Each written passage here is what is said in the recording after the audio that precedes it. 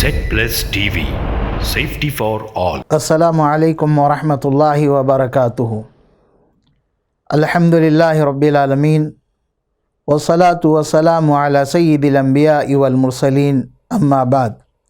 قال اللہ تبارک و تعالی فی کلامہ المجید، اعوذ باللہ من الشیطان الرجیم، یا ایہا الذین آمنوا کتب علیکم القصاص فی القتل، الحر بالحر والعبد بالعبد والانثى بالانثى، فمن وفی له من اخیہ شیء فاتباع بالمعروف واداء الیہ باحسان، ذلک تخفیف من ربکم ورحمہ، ومن اعتدى بعد ذلك فله عذاب علیم۔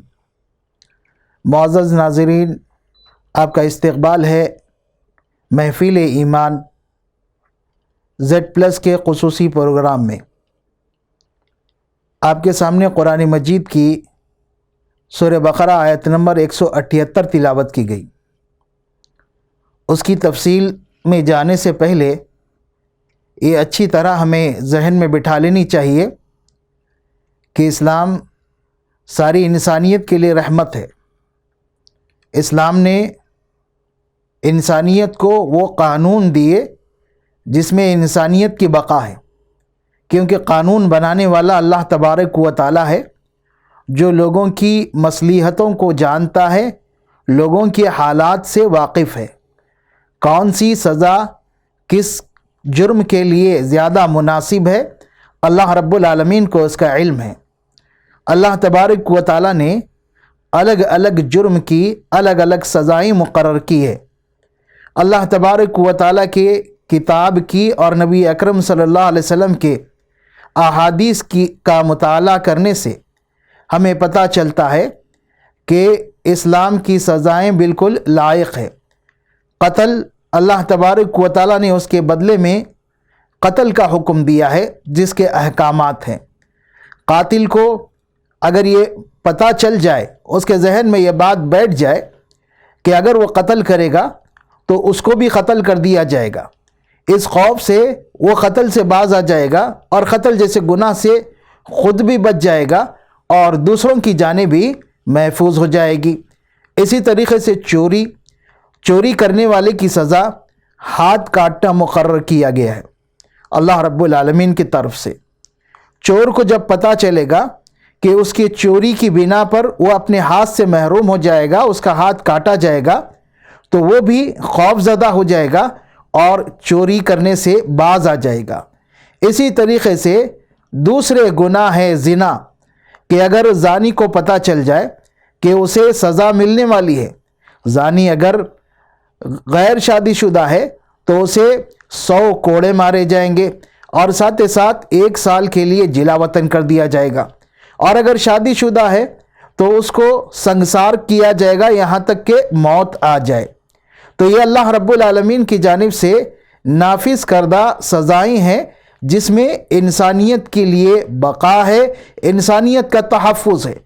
جو لوگ یہ سمجھتے ہیں کہ یہ سزائیں انسانیت کے خلاف ہے، یہ ہرگز نہیں، ایسا ہرگز نہیں، اس لیے کہ جن ممالک میں یہ سزائیں نافذ ہیں ان ممالک میں جرائم کا تناسب دیکھ سکتے ہیں ان ممالک کے مقابلے میں جن میں یہ سزائیں نافذ نہیں ہیں۔ جہاں پر یہ قوانین نافذ ہے، اسلامی قوانین نافذ ہے، وہاں پر جرائم میں بہت زیادہ کمی ہے، بہت زیادہ۔ تو جرائم کو ختم کرنا ہے، جرائم پر روک لگانا ہے تو اللہ تبارک و تعالیٰ کے نازل کردہ قوانین نافذ کرنے میں ہی جرائم پر روک لگتا ہے۔ تو اللہ تبارک و تعالیٰ اس آیت مبارکہ میں ارشاد فرما رہا ہے کہ یا ایھا الذین آمنوا کتب علیکم القصاص، کہ ایمان والوں تم پر قصاص فرض کیا گیا ہے، یعنی قتل کے بدلے قتل۔ کیسے؟ الحر بالحر، آزاد کے بدلے آزاد، والعبد بالعبد، غلام کے بدلے غلام، والانثى بالانثى، اور عورت کے بدلے عورت، یعنی آزاد مرد قتل کیا ہے، قاتل آزاد مرد ہے تو قتل کا جب بدلہ لیا جائے گا تو اسی کو قتل کیا جائے گا، اس کے بدلے کسی غلام کو قتل نہیں کیا جائے گا۔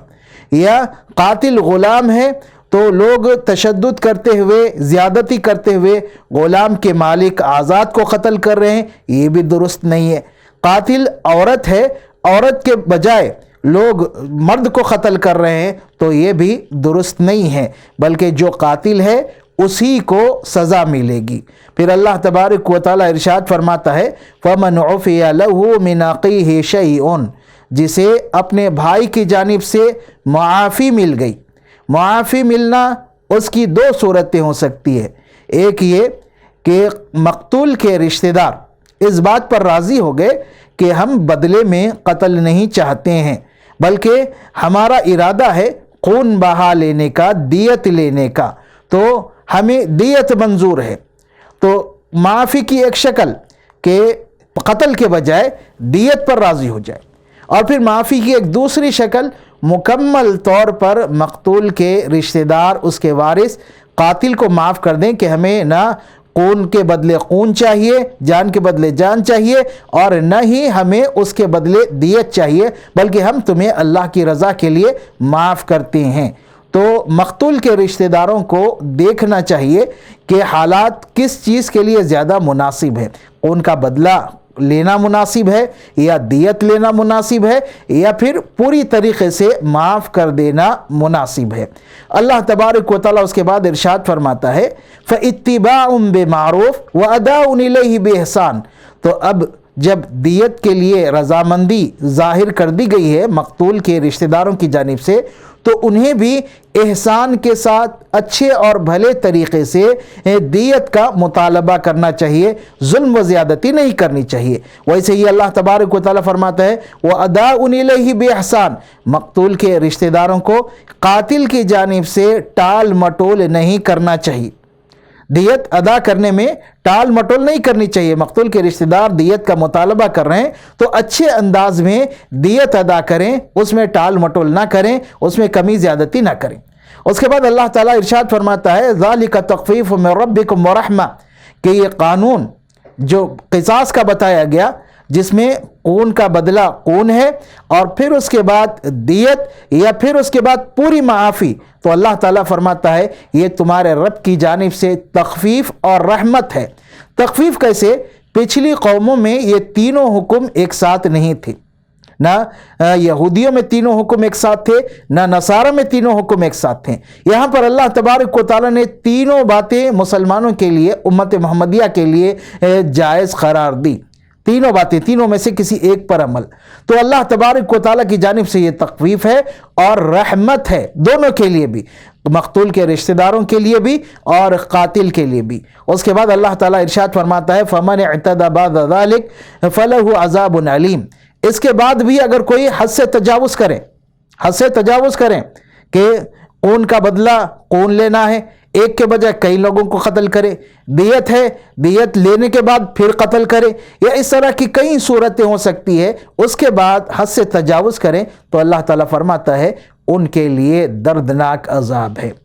اس کے بعد کی آیت میں اللہ رب العالمین کا فرمان ہے وَلَكُمْ فِي الْقِصَاصِ حَيَاتٌ يَا أُولِي الْأَلْبَابِ لَعَلَّكُمْ تَتَّقُونَ، اور قصاص میں اے عقل والوں تمہارے لیے زندگی ہے، تمہارے لیے زندگی ہے۔ دنیا یہ واویلا مچا رہی ہے کہ قصاص یا اسلامی سزاؤں کی وجہ سے زندگی جا رہی ہے، نہیں، اللہ تبارک و تعالیٰ فرما رہا ہے اس میں زندگی ہے۔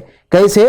اگر ایک قاتل کو چھوڑ دیا جائے تو وہ مزید قتل کرے گا، 20 افراد کا قتل ہو جائے گا اس کو چھوڑنے کی وجہ سے۔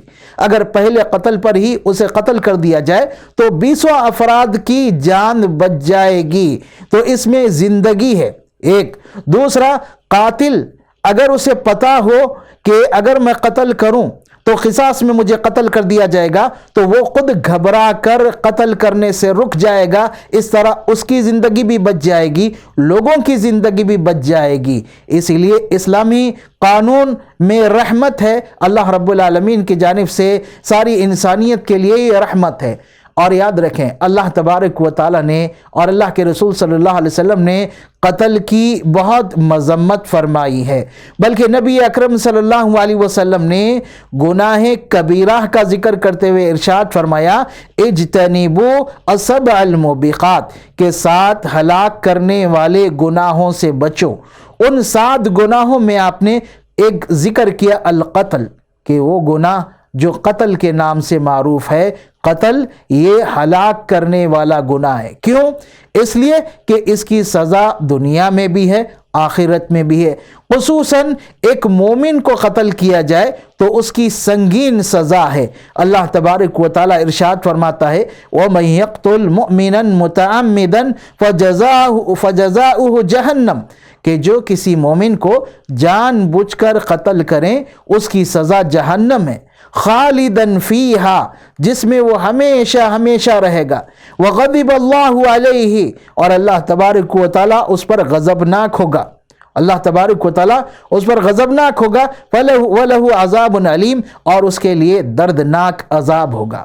اللہ رب العالمین نے بہت ہی کم گناہ، بہت ہی کم جرم پر ایک ساتھ اتنی باتیں نہیں بیان کی، بہت ہی کم جرم پر، بہت ہی کم جرم کے ساتھ ایک ساتھ اتنی باتیں بیان کی گئی ہے۔